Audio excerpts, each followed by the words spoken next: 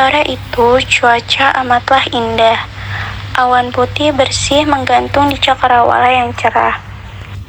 Warna kemerahan lembayung mewarnai awan menarik perhatian siapa saja yang melihatnya.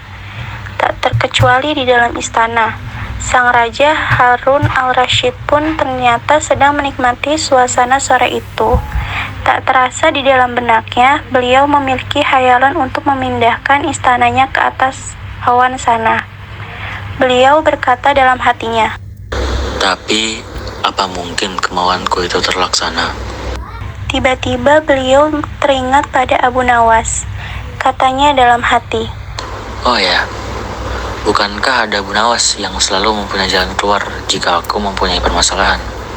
Beliau pun lantas menyuruh ajudannya untuk segera menjemput Abu Nawas. "Ajudan, tolong segera jemput Abu Nawas."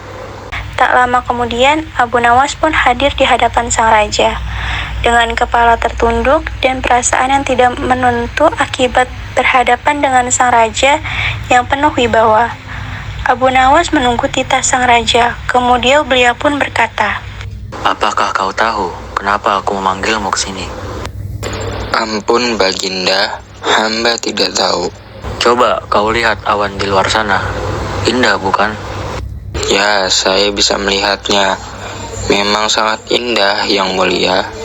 "Aku mempunyai keinginan untuk memindahkan istana ini ke atas sana. Apakah kau bisa melaksanakan keinginanku?" Abu Nawas pun pulang sambil membawa beban pikiran yang luar biasa beratnya. Dia terus memeras akal bagaimana caranya untuk memenuhi keinginan sang raja dan sekaligus lepas dari hukuman yang membayanginya. Karena menurutnya, mustahil dia mampu memindahkan sebuah istana ke atas awan. Jangankan memindahkan sebuah istana, sebutir kerikil pun mustahil berada di atas awan. Malam pun tiba. Namun dia belum juga menemukan jalan keluarnya. Sampai pagi menjelang dia masih terus memeras akalnya, namun sama saja hasilnya mustahil. Rupanya, kabar tentang berita itu sudah tersebar luas ke seluruh pelosok negeri, membuat semua penduduk negeri itu berbondong-bondong ingin menyaksikan secara langsung prosesi pemindahan istana raja ke atas awan oleh Abu Nawas. Sore itu, cuaca sangatlah cerah. Matahari bersinar di ufuk barat menyiratkan lembayung berwarna keemasan menerpa istana yang megah dan mewah. Setelah berpamitan pada sang istri, Abu Nawas pun pergi meninggalkan rumahnya. Sepanjang jalan dia terus memeras akalnya supaya dia bisa lolos dari masalah itu. Tak lama kemudian sampailah dia di depan istana. Ternyata sang raja bersama ribuan warga telah hadir menantinya. Sedikit tak sabar, beliau langsung bertanya pada Abu Nawas, "Kau sudah siap?"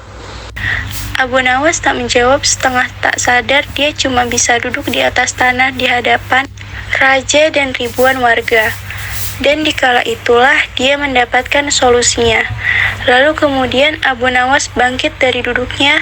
Dia mengambil posisi jongkok seperti akan menggendong sesuatu. Sang raja bertanya lagi, "Apa kamu sudah siap, Abu Nawas?" "Siap, Yang Mulia." "Bagus."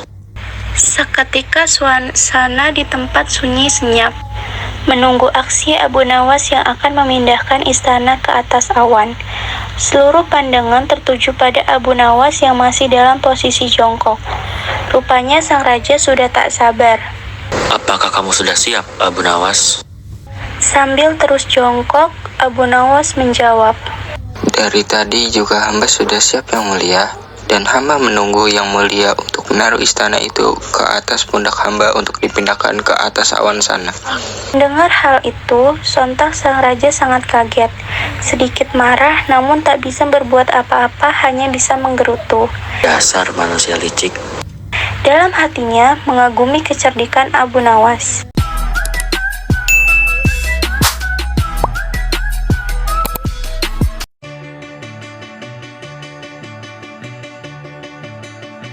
Assalamualaikum warahmatullahi wabarakatuh. Kami dari kelompok 2 akan mempresentasikan teks hikayat Abu Nawas Mencari di Jalan.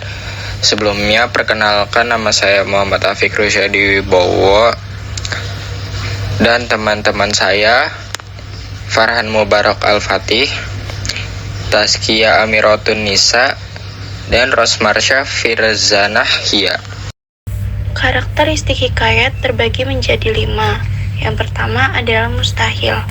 Baginda Raja, apakah kamu tahu kenapa aku memanggilmu ke sini? Abu Nawas, ampun Baginda, hamba tidak tahu. Baginda Raja, apakah kau lihat awan yang menggantung di luar sana indah bukan? Abu Nawas pun menjawab, ya, saya bisa melihatnya, memang sangat indah yang mulia. Baginda Raja, aku mempunyai keinginan untuk memindahkan istana ini ke atas sana. Apakah kau bisa melaksanakan keinginanku? Yang kedua, sakti. Abu Nawas pun pulang sambil membawa beban pikiran yang luar biasa beratnya. Dia terus memeras akal bagaimana caranya untuk bisa memenuhi keinginan sang raja dan sekaligus lepas dari hukuman yang membayanginya. Karena menurutnya, mustahil dia mampu memindahkan sebuah istana ke atas awan. Jangankan memindahkan sebuah istana, sebutir kerikil pun mustahil berada di atas awan. Yang ketiga adalah istana sentris. Ternyata sang raja bersama ribuan warga telah hadir menantinya. Sedikit tak sabar beliau langsung bertanya kepada Abu Nawas. Yang keempat, anonim. Di dalam cerita hikayat tersebut tidak diketahui secara jelas siapa nama pencerita atau pengarang cerita tersebut. Dan yang terakhir adalah arkais, yaitu titah.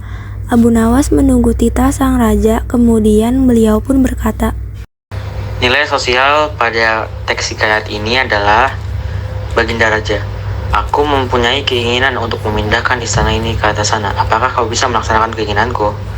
Abu Nawas pun pulang sambil membawa beban pikiran yang luar biasa beratnya. Dia terus memeras akal bagaimana caranya untuk bisa memenuhi keinginan sang raja dan sekaligus lepas dari hukuman yang membayanginya. Karena menurutnya, mustahil dia mampu memindahkan sebuah istana ke atas awan. Jangankan memindahkan sebuah istana, sebutir kerikil pun mustahil berada di atas awan. Malam pun tiba, namun dia belum juga menemukan jalan keluarnya. Sampai pagi menjelang, dia masih terus memeras akalnya, namun sama saja hasilnya mustahil. Selanjutnya moral. Rupanya sang raja sudah tidak sabar.